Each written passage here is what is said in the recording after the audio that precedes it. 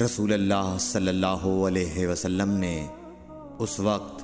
جب آپ کے گرد صحابہ کی ایک جماعت بیٹھی ہوئی تھی فرمایا کہ مجھ سے بیعت کرو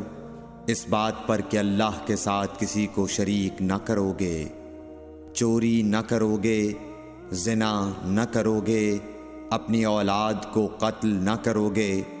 اور ناعمدن کسی پر کوئی ناحق بہتان باندھو گے،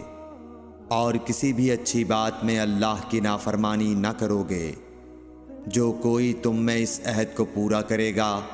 تو اس کا ثواب اللہ کے ذمہ ہے،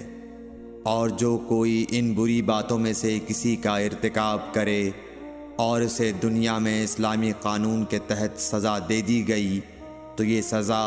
اس کے گناہوں کے لیے بدلہ ہو جائے گی، اور جو